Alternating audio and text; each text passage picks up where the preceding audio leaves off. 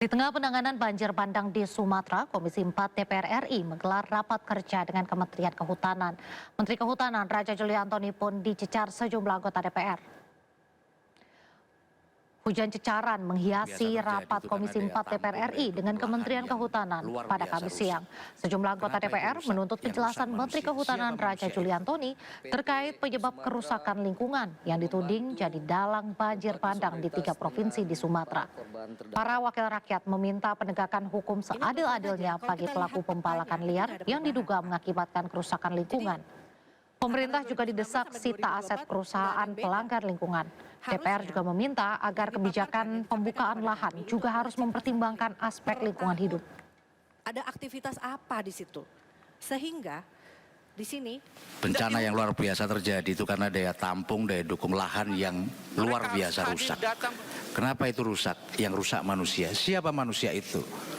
Bapak Ibu sekalian, bagi saya soal bukan hanya illegal logging dan alih fungsi lahan punya saham terbesar atas kerusakan yang terjadi di Indonesia.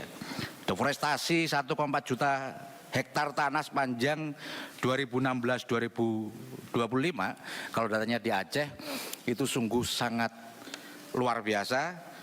Dan ini menunjukkan tata kelola kehutanan kita masih tersesat dalam proses pembangunan yang berkelanjutan. Pemanfaatan hutan tidak satu frekuensi dengan perlindungan alam.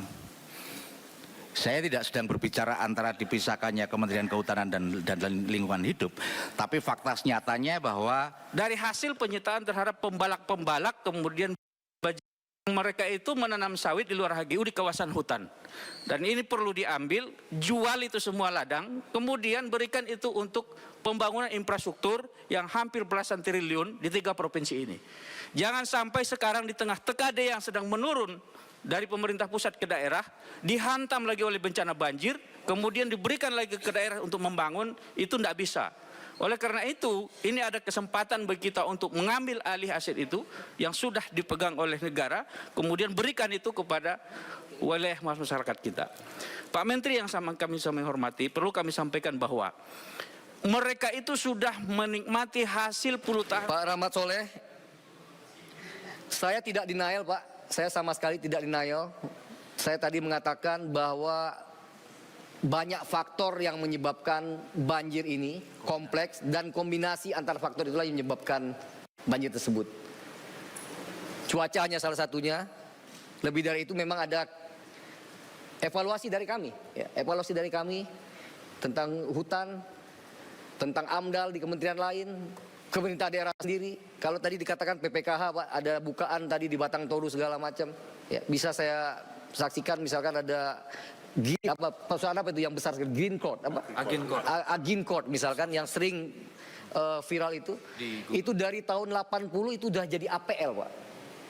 Saya juga baru tahu ketika kasus ini saya minta Dirjen Planologi menyerangkan kepada saya dari 87 tahun 87 sampai kemudian ada perubahan tata ruang di 2005 ya, di 2005 itu memang APL bukan kawasan meskipun di sekelilingnya itu adalah Taman Nasional. Siapa yang membuat RT RW? Siapa yang mengajukan RT RW? Kita bersama Pak. Ada keterlibatan pemerintah daerah juga di sana di masa-masa itu.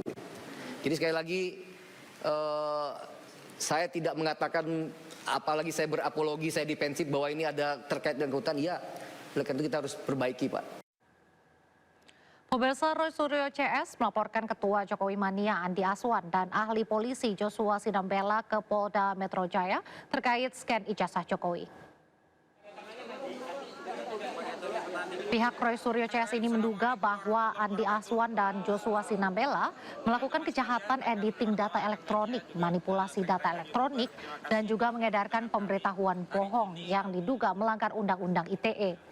Pihaknya juga mengungkapkan sudah menyiapkan sejumlah barang bukti mulai dari video, screenshot, dan dokumen pendukung seperti dokumen ijazah pembanding di tahun 1985.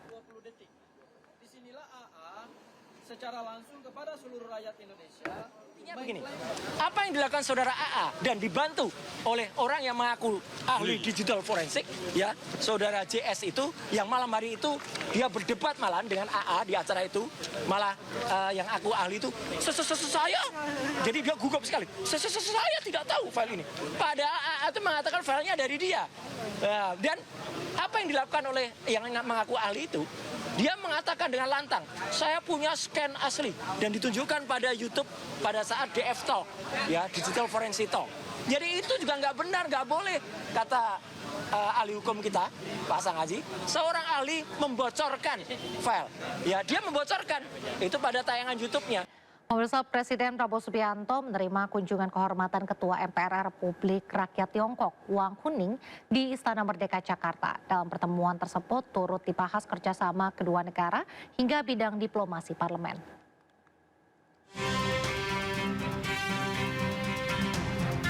Presiden Prabowo Subianto menerima kunjungan kehormatan Ketua MPR Republik Rakyat Tiongkok, Wang Huning, di Istana Kepresidenan Jakarta. Wang Huning langsung bersalaman dan berpelukan dengan Prabowo mengawali pertemuan bilateral ini. Dalam kesempatan ini, Prabowo mengajak Wang ke salah satu ruangan dan pamer sejumlah lukisan dan foto panda. Presiden juga bercerita tentang panda bernama Satrio Wiratama yang diberi nama langsung oleh Presiden Prabowo. Saya kasih nama Satrio Wiratama. 我给他取了一个印尼名字，叫 Satrio Wiratama. Wiratama. Artinya pejuang mulia yang berani dan berbudi luhur. 它的印尼语的含义是勇敢的奋斗者。 Itu nama panjang. Tiap hari kita akan panggil Rio. Wang Huning mengucapkan terima kasih kepada Prabowo karena panda mereka bisa melahirkan di Indonesia dan dirawat dengan baik di Taman Safari. Dari Jakarta, Salam Pulungan, Yudi Permana, Fagi Satrio, iNews melaporkan. Wakil Presiden Republik Indonesia Gibran Rakabuming Raka mengunjungi lokasi bencana banjir bandang di Tapanuli Selatan, Sumatera Utara. Gibran pastikan posko pengungsian berjalan dengan baik dan segera bangun fasilitas publik yang terdampak banjir.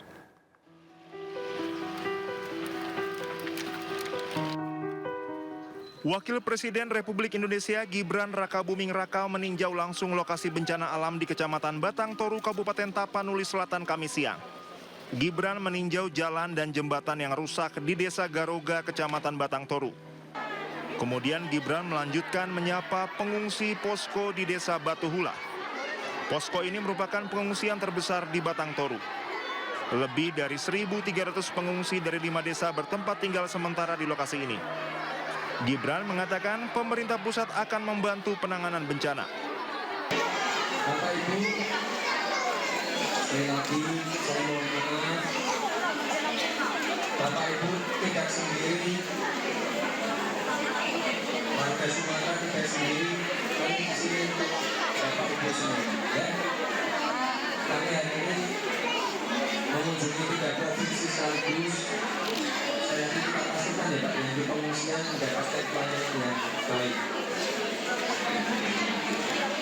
Jadi banyak yang memerlukan masalah sekolah, rumah, yang kita membantu. Ya. Terima kasih dan saya mohon terima kasih. Gibran meminta pelayanan di posko pengungsian bisa berjalan dengan baik. Fasilitas publik yang hancur diterjang banjir bandang juga akan diperbaiki kembali. Dari Tapanuli Selatan, Sumatera Utara, Indra Mulia Siagian, iNews melaporkan.